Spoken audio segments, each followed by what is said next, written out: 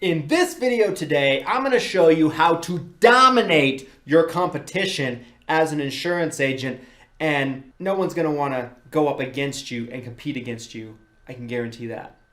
This video is sponsored by none other than Lead Heroes, you guys. Lead Heroes has got you covered when it comes to telemarketed leads and virtual staffing. On the lead side, whether it be Medicare supplement leads, final expense leads, turning 65 leads, they just got something for everybody. They can also actually have you plug in with one of their virtual staff members on the staffing side to where you can pay by the hour for one of their trained and very well vetted staff members to help you out in your business in a virtual assistant format.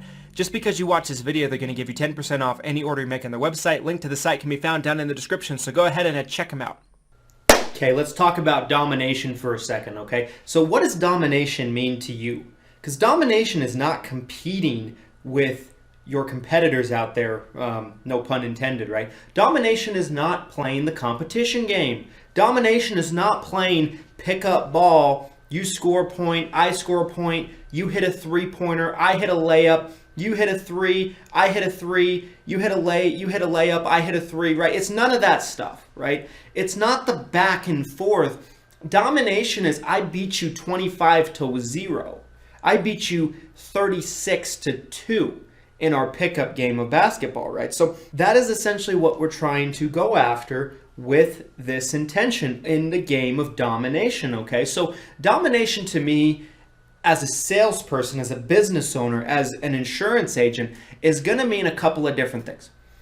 Number one, there are organizations out there, if you are an independent agent, if you run an agency, if you run a brick and mortar agency, that likely you're not going to be able to just dominate them outright, right?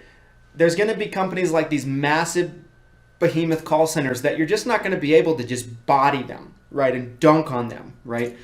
They have venture capital money, they're publicly traded companies, you're just a little guy, right?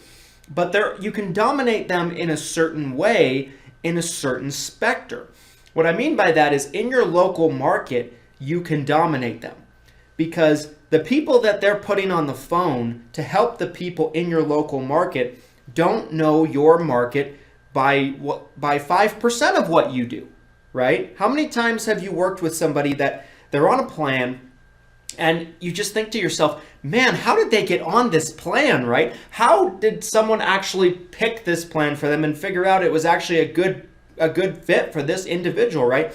It doesn't cover their doctors, their prescriptions aren't covered well. It's just a horrible fit through and through. Well, that's what these call centers do all the time. The reason why that their persistency rate is 60% instead of 95 like yours is because they don't know these local markets hardly at all. And that's for the most part going to be true in almost all 50 states. Okay, so in your local market, when you're going up against them, you're going to be able to beat them in a couple of different ways. So number one, you're going to be able to provide market knowledge that they just can't, right? Now, if you're an agent that you're trying to sell in all 50 states, good luck being able to do this in every single market, right? But you probably have a couple of markets that you know best. You probably have a home base, right? You probably have an area that you have more clients than any other area, right?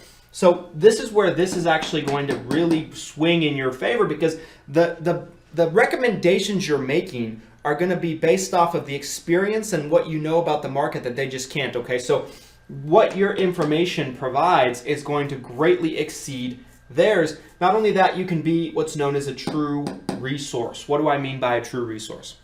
Well, a true resource to me is somebody that's going to take care of that client, right? They're going to call, they're going to return their phone calls, they're going to help them with claims, they're going to answer their questions. It's going to be more about the relationship instead of being so transactional, right? This is something that you guys already know, I'm sure, but you always need to be reminded that this stuff matters and it's key, right? You look at the Select Quotes of the world. You look at the Go Healths of the world. Look at their stock prices lately. They're in the toilet, right? They're basically a penny stock at this point. There's a lot of reasons for that. They have a ton of complaints, lawsuits, all kinds of things. They just aren't doing business the right way. Their persistency is probably about 50%, meaning that it's a coin flip on if they're going to keep a client, right? There's a 50-50 chance if they're going to keep a client because they don't do any of this. And there's a lot of reasons to why they're struggling as organizations, right? And their stocks are in the toilet and everything like that. It's not all because of this, but it's a big part of this because they don't do the business model like you do, right? They feel like they can just come in, churn business, never talk to that client again, and keep them for 10 years. You and I both know that's not going to happen. There is changes in the marketplace. There is changes with plans and companies in markets from year to year. Not only that, these clients are seniors, right? They need help and assistance, and they do not believe in being a true resource or being of any benefit whatsoever, because it's all transactional to them. What happens when a transaction is too transactional, right? It means that anybody can step into their shoes and replace that agent, right? They don't feel like they need that person because that person's not there for them.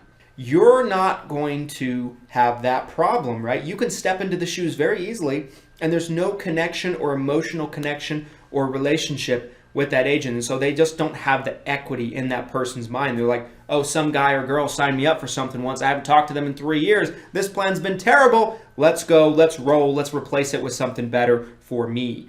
This is why they're losing so much business. This is why they have the retention that they do. Now, they feel like that they can just outproduce these numbers, right? And if they keep 50%, then, and they get enough business, then maybe they can kind of survive this. So far, that hasn't remained true, and that hasn't worked, and they've been struggling as organizations, right? So you can dominate in a way against these big behemoth call centers, right? So how can you dominate your local market and just in general? Well, you need to do 3 things really well as far as I'm concerned. Number 1, you need to do what others are not willing to do. What I mean by that is you have to put in the time, you have to put in the work, and you have to be willing to go above and beyond for your clients and your customers in a way that other people likely aren't willing to do, because you're going to stand out. You're the one that's going to come out on top, and you're the one that's going to win the business, okay? That's number 1. Do what other people aren't willing to do in a multitude of different ways.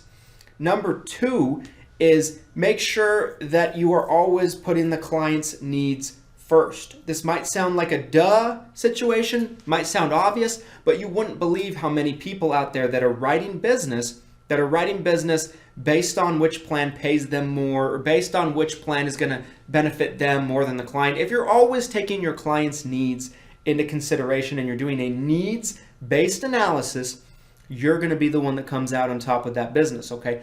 And number 3, make sure that you understand that your time is valuable and know the value of your time. When you're looking to scale, it's vitally important that you understand that, hey, an hour of my time is worth X amount of dollars. And maybe you should be going and calculating that. This is how you would be doing that. Let's say you're making $150,000 a year. Let's say you're making $150 a year, okay? Let's say you break it down to a normal 40-hour work week, right? You might even work 50, 60, 70 hours a week, but just for the sake of example, let's break it down to a normal 40-hour work week, okay? $150,000 a year is $12,500 a month.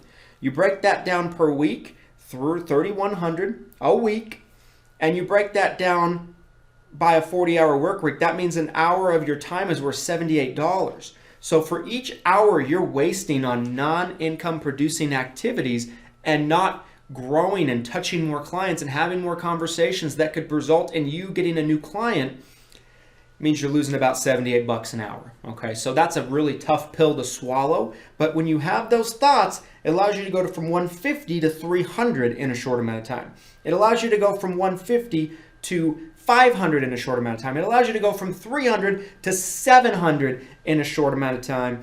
And these are the tricks in the trade that are going to help you stand out, do what other people aren't willing to do, take good care of your clients, but make sure that you are accomplishing all of these things while still having as much time as possible dedicated to talking to more clients, more customers, and touching as many people as possible.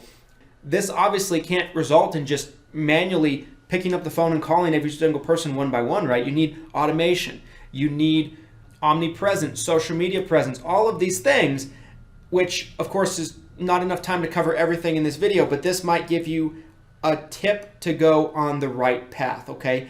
Think about this. Do you guys want to dominate in your local market? How do you think you need to approach these kind of situations in order to dominate? I'd love to have a dialogue with you. Comment down below in the comment section. I'd love to talk about it. If you like this kind of content and you want to see more, do me a favor, smash the like button for the YouTube algorithm. It's going to help more agents just like you who need to hear this message find it easier, and you're contributing to somebody's success by doing so. Make sure to hit the subscribe button if you're not subscribed already. Hit the notification bell. Join that notification squad so you're notified when we upload. And until next time, guys, thanks so much for watching. Here's to your success and your abundance, and we'll see you at the top.